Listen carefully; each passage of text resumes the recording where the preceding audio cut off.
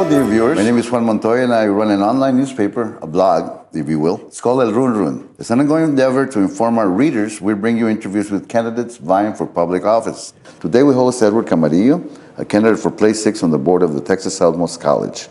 Mr. Camarillo has served as city commissioner, the school administrator, and is currently the director of Sunshine Haven, a hospice. Welcome, Commissioner. Good morning, Mr. Montoya. Thank you so much for having me here. Mr. Camarillo, you certainly have had experience in many facets of public and private service. Tell us a bit about yourself and what you've been doing these past few years. Well, I'm from Bronzo, born and raised. Come from a family of 7. Both parents, very hardworking individuals. My mother was a nurse. My dad was in sales. Upbringing was, always focused on education for my other 4 siblings, my other 3 siblings and my sister. Family's been a big part of who I am to this day, and I'm very appreciative of all that they've helped provide me and allowing us to grow and do the things that we've done. And I think it comes back to the family background. Of course, I've been a city commissioner back in 2005. That for me was an amazing experience. I got to serve 6 years on the city commission. Soon after that, I ran for mayor. Didn't work out. Understood, kind of where things would be if that didn't happen.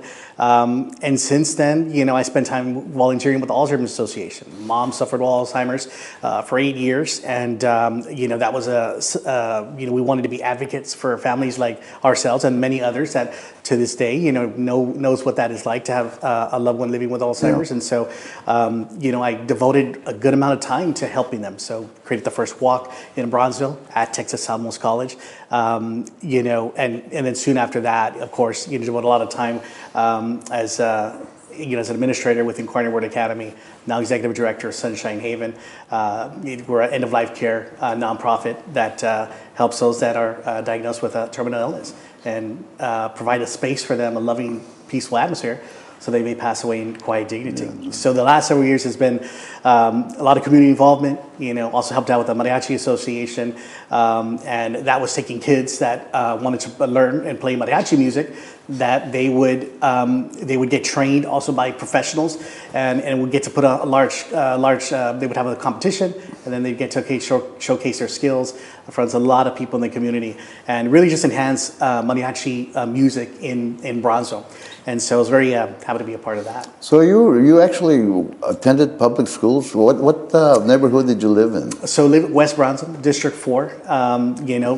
Grew up there my whole life. I was fortunate to represent that part of town, which is the west side of Bronzo, old Bronzo, as they would say. Yeah, went to Ross Elementary, still middle school, James Pace High School. Then I ended up graduating and went to UTB, TSC. And it was there that I truly, I think, learned so much from the college and the university perspective. And, it was there where I became a student leader. And so I was student government treasurer for a year, and then I was student government association president for the last 2 years.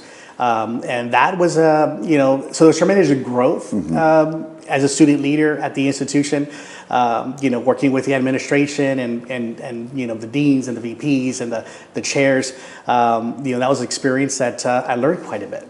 And soon after I graduated, then I spent 15 months working with AmeriCorps as a VISTA volunteer.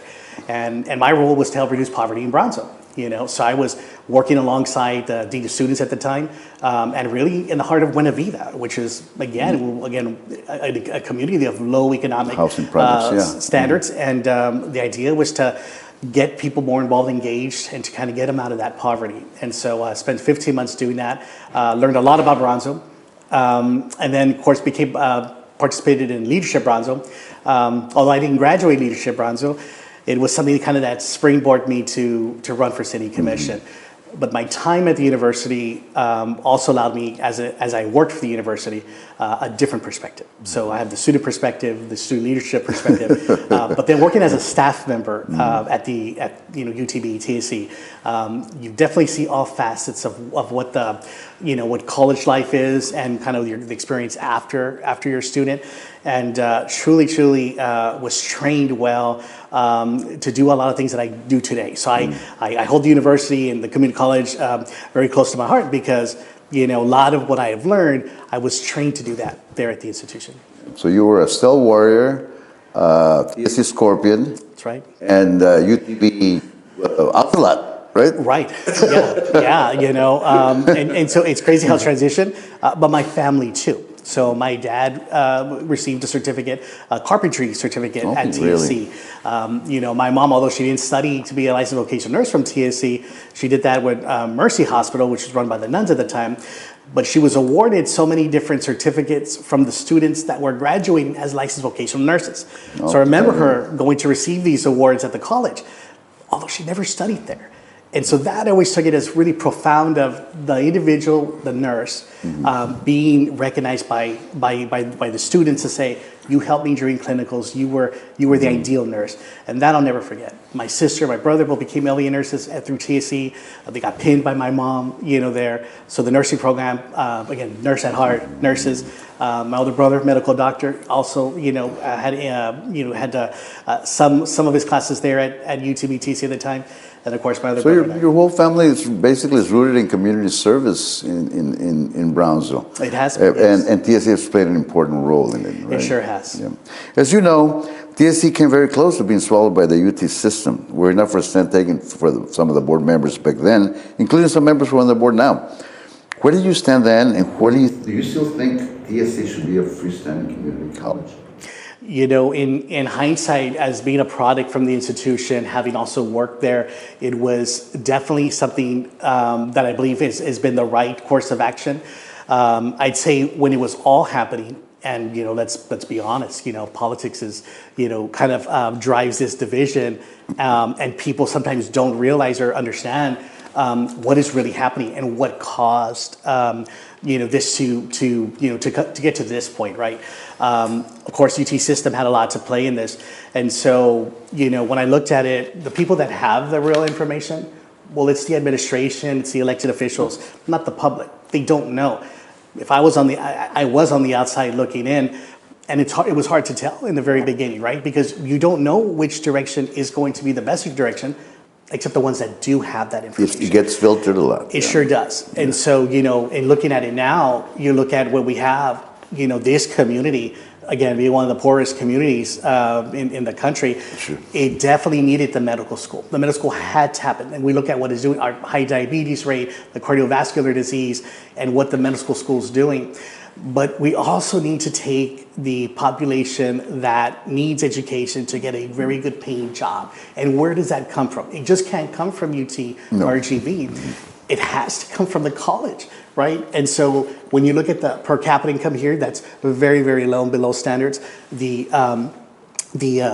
access to higher education here, where we stand, and that's pretty below.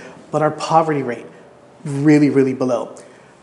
The focus needs to be the community college, and that's going to take those 3 tiers of the low standard and to elevate them. And so that has to happen, and I think we're in a better position now to be able to do those things at the community level, community college level. Commissioner, as you know, the nature of vocational and technical training has changed quite a bit over the years. It ain't your grandma's community college anymore. Now we're talking about computers and robotics and stuff I can't even pronounce. We're also entering into memoranda of understandings to collaborate with other colleges and universities to streamline the transfer of students and courses between them. Were you supportive of these efforts by the board? So I am. I praise the board right now for what it's doing and in hopes of what it needs to do even much more.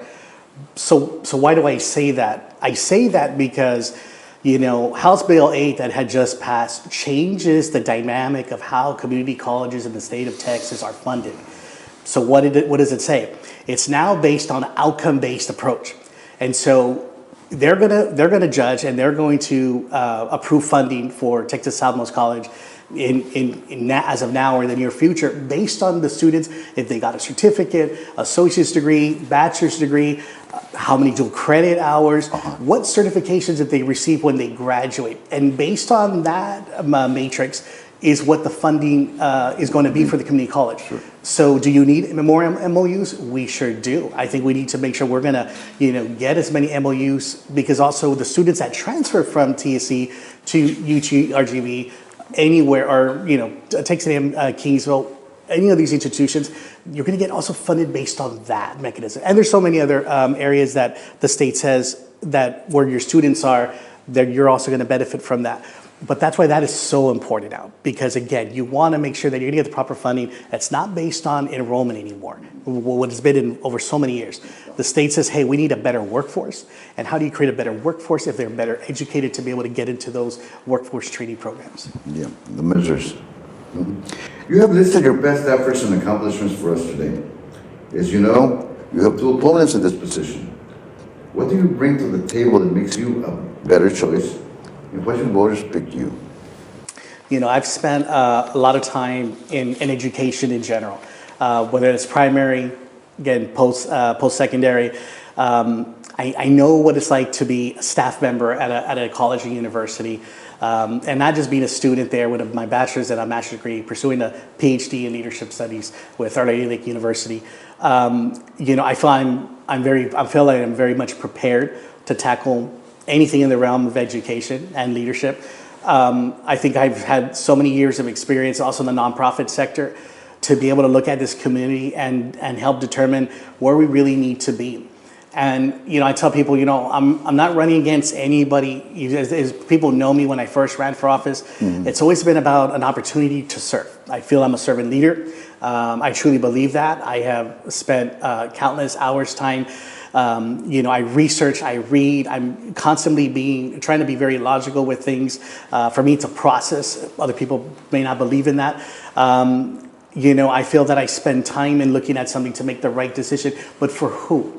Never for myself. Correct. You know, this is not about me. It will always be about the community college, the students, the faculty, the staff, the people that we're going to serve. And if I'm given that opportunity, I greatly appreciate it.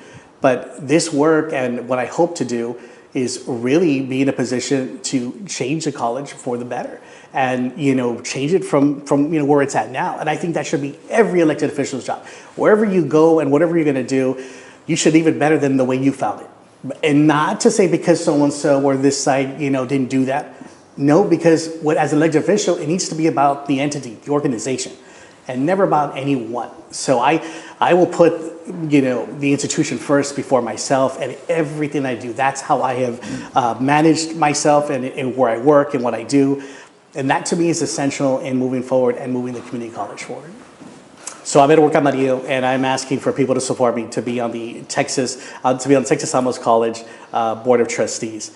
I feel that I am very capable to taking on the position from the leadership perspective, but also to work with anyone who is elected to be on that board, which I think is critically important. For me, it's always about the organization, the students, the faculty, and the staff that I hope that I'm going to get to serve. And that's really the purpose for wanting to seek position at the college. I'm my own person. I've always done things a certain way to ensure that what I'm doing is going to be correct, but it's also going to be logical, and it's going to be what works for the group, not for myself. And so I'm asking for your support. I think the community college is at a critical point in time with the state changes and of course our own needs here in the community. High poverty rate, low per capita income, and of course, again, the access to education to begin with is three areas that definitely need to change so that this workforce in this community is on the positive side versus the negative side. And so with that, I hope that I get your support. I'm here to work with you and work with anyone that's on that board. And again, I hope to be an advocate for, again, higher education in general, but also, again, to help those that are definitely needing access to education and to a better paying job. That's what the community college can do, and I hope to be able to do that with your support. That was our interview with Mr. Camarillo. Commissioner, thank you so much for coming and sharing your viewpoints with the community. And I urge all of our voters to exercise the right to vote and the right to change for the positive, as he said. Thank you.